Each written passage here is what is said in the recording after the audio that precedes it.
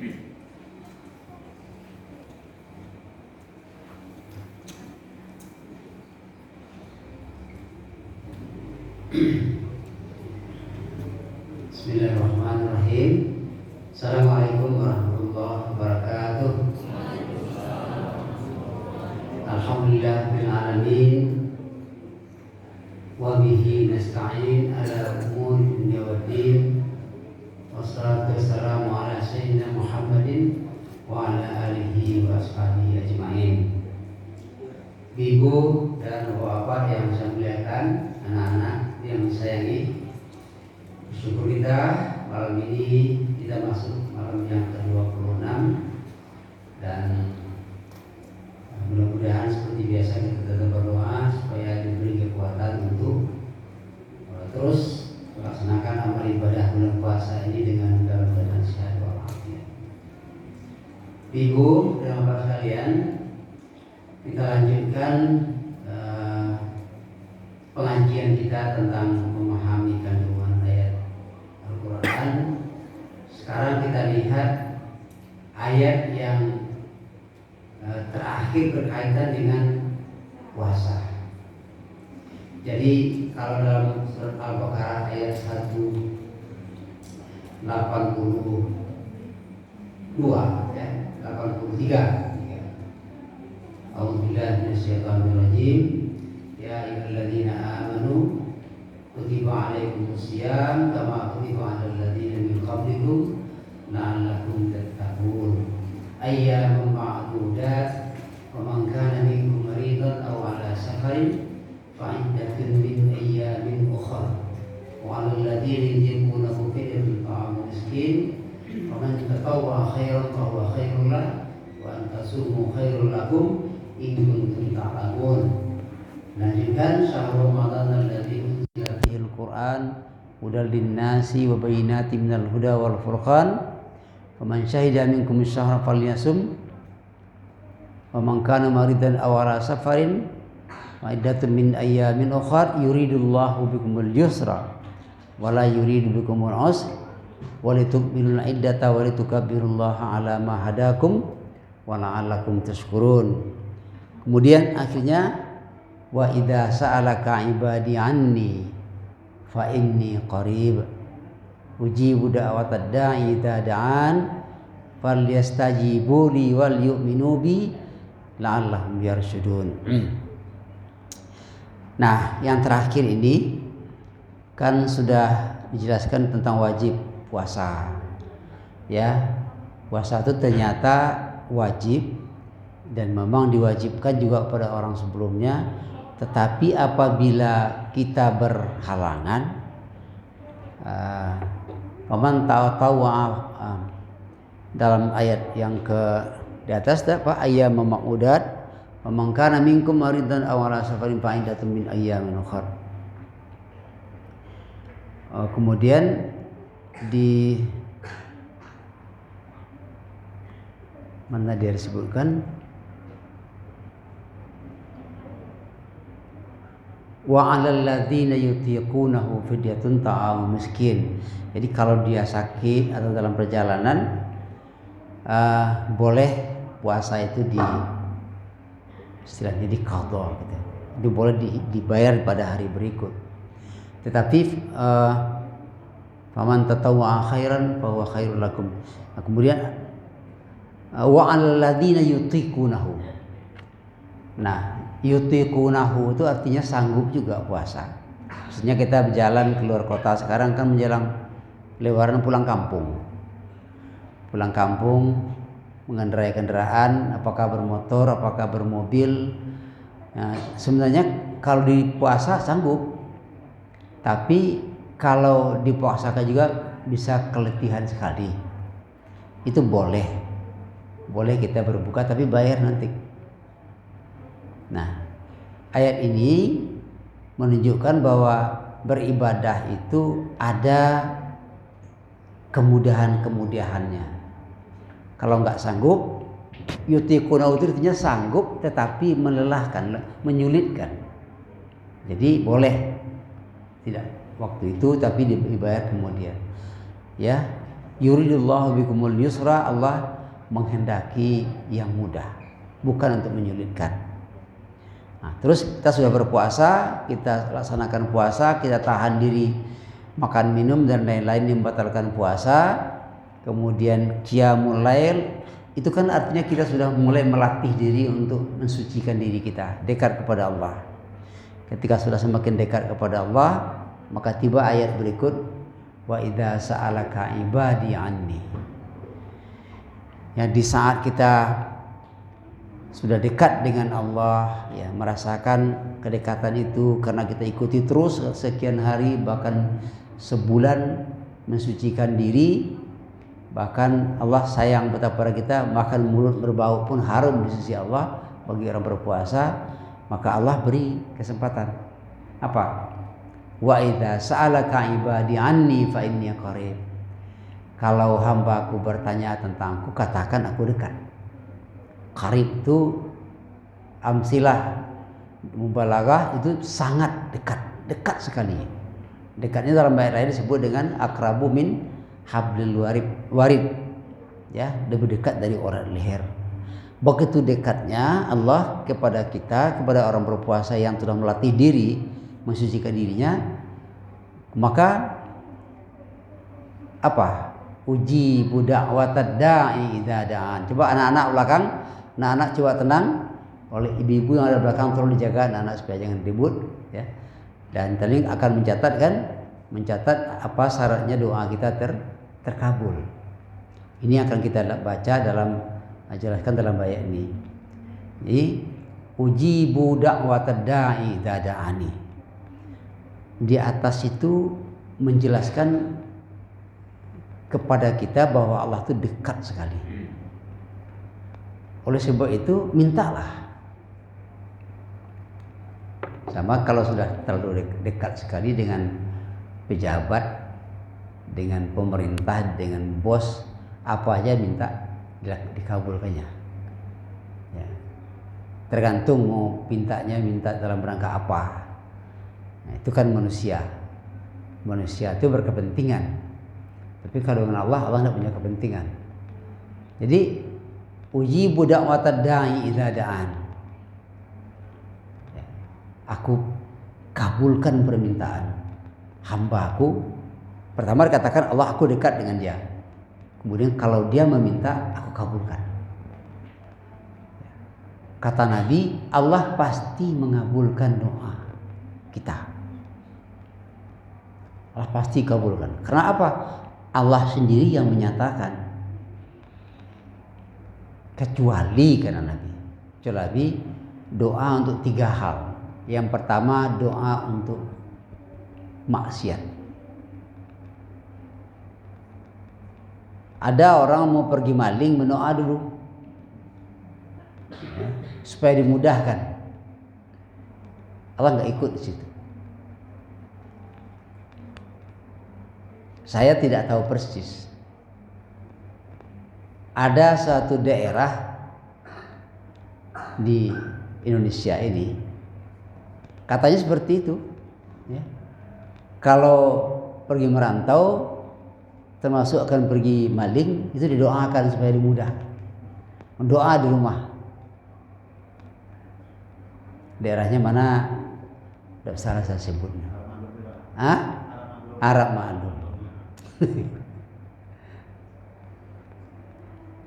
Anak muda mau pergi pacaran, berdoa juga dimudahkan Allah. Itu maksiat.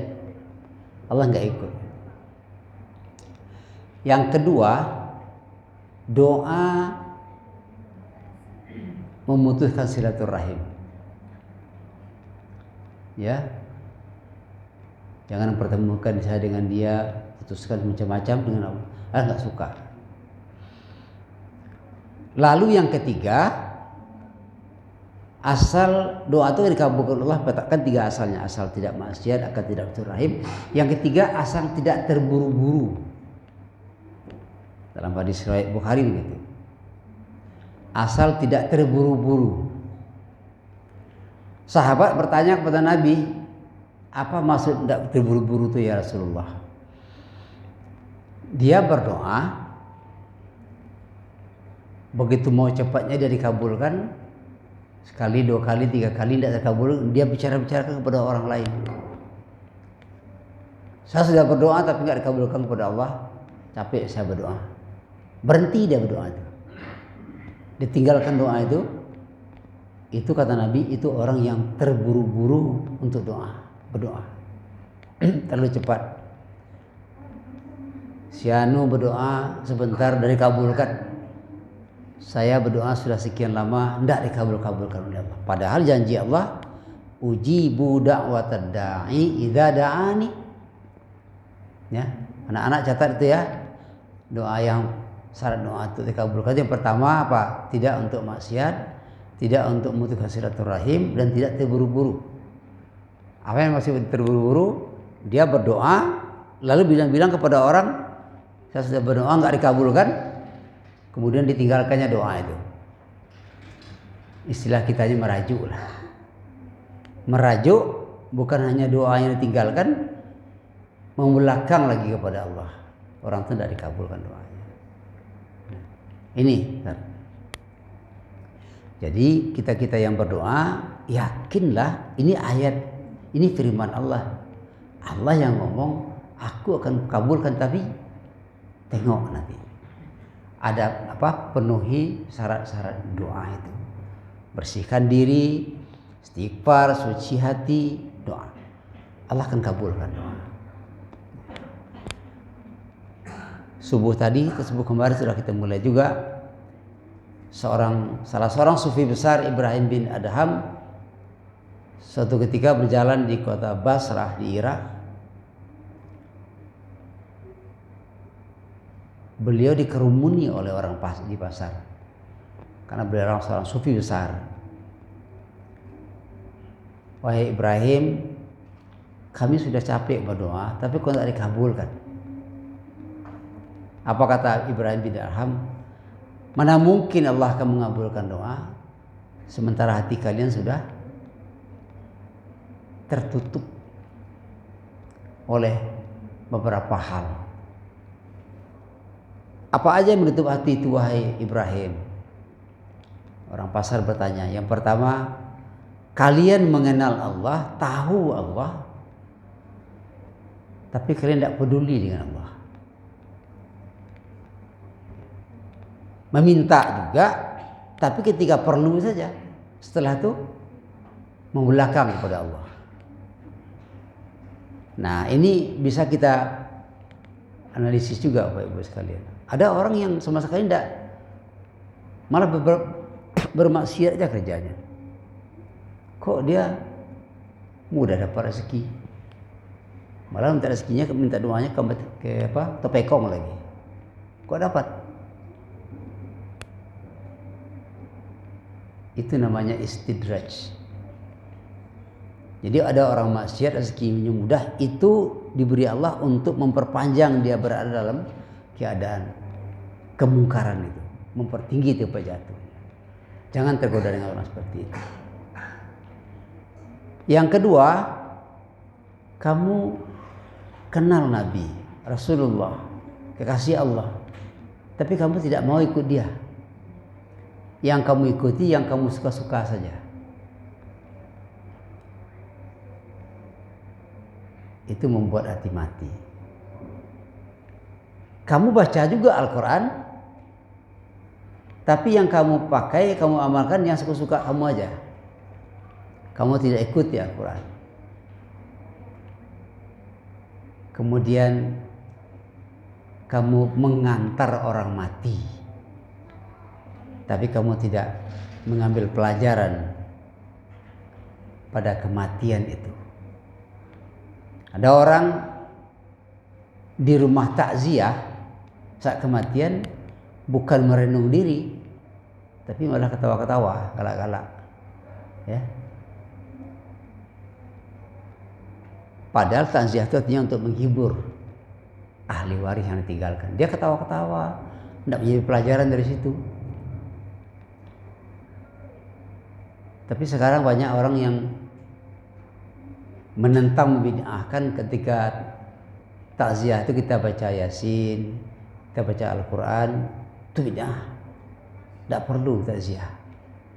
Padahal takziah itu di samping menghibur keluarga yang ditinggalkan oleh orang meninggal, tapi untuk pelajaran untuk kita. Di kuburan juga seperti itu, ketawa-ketawa saja, terbahak-bahak lagi. Malah ada orang yang keluarganya meninggal masih terbujur di tengah rumah, keluarganya meninggal, dia masih ngubur-ngubur sana sini, asik aja, tidak mau tahu. Sama sekali tidak ada dia di hatinya mengambil pelajaran daripada kematian keluarganya atau temannya. Itu kata Ibrahim bin Adham salah satu tanda hati orang itu sudah tertutup, mati. Ya. Jadi Bapak Ibu sekalian, kita bisa mengukur-ngukur diri kita sendiri. Doa kita memang akan dikabulkan oleh Allah, tapi ada nggak syarat-syarat seperti itu? Kalau begitu kata Ibrahim bin Adham, untuk doa itu dikabulkan oleh Allah, yang tadi diingat, baca Al-Quran, berusaha mengamalkannya, ingat Rasulullah, ingat Nabi, berusaha mengikutinya. Jadi bagi kita seakan-akan kalau kita pergi pulang ke rumah, ada Nabi di depan mata kita, Rasulullah. Kita tidak akan menjadi Rasulullah, tetapi Rasulullah itu adalah contoh yang akan dicontoh, gambar kita. Coba kita menyesuaikan diri ke sana. Tetapi ayat ini mengingatkan kepada kita, kita harus yakin dalam berdoa bahwa doa kita akan dikabulkan oleh Allah. Tunggu waktunya saja. Tunggu waktunya. Seperti Nabi Ibrahim dan Nabi Zakaria yang berdoa terus menerus sampai tua tidak dapat anak, tapi tidak pernah berputus asa. Walam akun bidu'aika rabbi syaqiyya. Doa Nabi Zakaria, Rabbi inni wahanal azmu minni wasta'al ra'su syaiba walam akun bidu'ai rabbika syaqiyya Rabbi habli minas salihin. Allah, tulangku sudah rapuh, ubanku sudah bertebaran di kepala, istriku mandul lagi. Tapi aku tidak pernah berputus asa kepada Engkau, karena Engkau bisa melakukan apa saja. Doa yang kuat seperti itu, bisa jadi takdirnya awal istrinya dia tidak akan punya anak, tapi dia mohon terus dengan sungguh hati, Allah ubah takdir. Hanya satu yang bisa mengubah takdir Allah itu apa? Doa. Doa yang tidak putus-putus, berharap yang tidak putus-putus, akhirnya datang. Ada kisah, ya, ini bukan doa kepada Allah. Ada di Jakarta itu dulu pejabat Kementerian Agama. Dia orang Tapanuli, istrinya orang Mesir. Dia waktu sekolah di Mesir. Dia suka kepada seorang gadis Mesir, suka. Dan anak gadis Mesir suka pula sama dia. Ketika dia lamar, dia dihina oleh bapak si gadis itu. Sekali dua kali datang terus. Datang terakhir apa? Diusir oleh bapak si gadis itu, duduk dia di halaman sampai malam, duduk aja di situ. Sungguh-sungguh. Akhirnya bapak anak gadis itu apa? Kalau begini orang ini bertanggung jawab. Ini sungguh-sungguh dia, lunak hatinya. Semula dia tolak, dia tidak akan menikahkan anaknya dengan orang Indonesia. Akhirnya diubahnya khususnya berubah.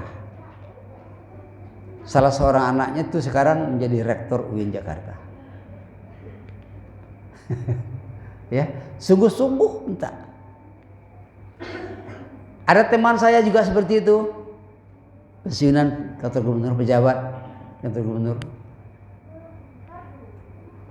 Dia suka pada seorang anak gadis, dan anak gadis itu dia dijaga ketat oleh pamannya. Pamannya tentara di Jakarta lagi. Dia turut ke sana. Kata orang pamannya itu bengis katanya. Tentara tidak peduli dia. Ditorak dong, dia tetap aja. Dia lakukan seperti yang di Mesir itu, duduk di halaman rumah itu sampai malam baru hujan dari dulunya di situ. Akhirnya lunaklah hati. Nah, Allah sayang kepada orang yang berdoa kepada Dia dengan sungguh-sungguh, tidak berhenti-berhenti. Terus sementara dia terus mensucikan hatinya. Itu yang dikatakan dalam sebuah, tadi malam juga sudah kita sebut dalam kuliah subuh kita. Ada seorang bertanya, kenapa ada orang yang berdoa sebentar dan dikabulkan, yang panjang-panjang tidak dikabulkan oleh Allah. Lalu seorang bijak itu mengatakan, kamu pernah tidak didatangi pengamen ketika kamu makan di restoran? Pernah. Ada pengamen yang badannya kumal, badan penuh tato, pakai tindik, tubang hidung bertindik pula, ya, rambut tidak karu-karuan, suara kacau balau. Apa yang kamu lakukan? Kamu kasih dah? Iya. Berapa kamu kasih? Seadanya. Kenapa kamu cepat kasih? Kamu cepat-cepat atau lambat? Cepat saya kasih. Kenapa? Biarlah nyopai capek. Pusing nih menengoknya. Ya kan? Dikasih karena marah. Tapi ada pengamen yang rapi. Ya. Pakainya rapi, badannya bersih, suaranya bagus lagi. Cepat-cepat nak kamu kasih? Enggak. Kenapa? Saya suka mendengar suaranya. Ya, suka saya mendengar suaranya itu, sehingga saya tunggu-tunggu lama-lama. Berapa kamu kasih?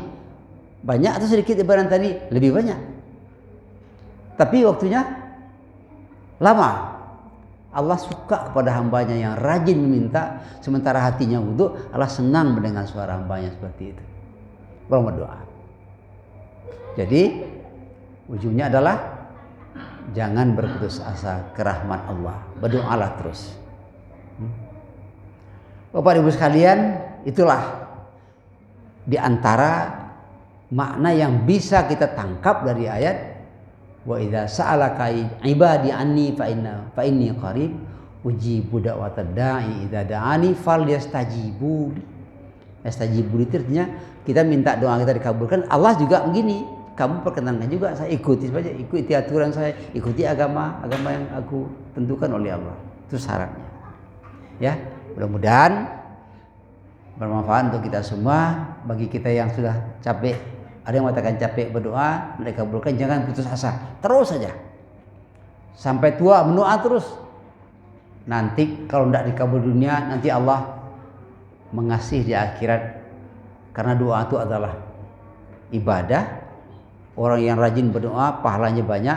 Nanti di akhirat ini yang kamu minta di dunia lu sekian lama ini, atau dikasih di akhirat. Jadi jangan berprasangka buruk kepada Allah, tapi tetap berprasangka baik bahwa doa kita akan dikabulkan oleh Allah Subhanahu wa taala. Demikian, terima kasih. Mudah-mudahan bermanfaat pertemuan kita yang sedikit ini. Assalamualaikum warahmatullahi wabarakatuh.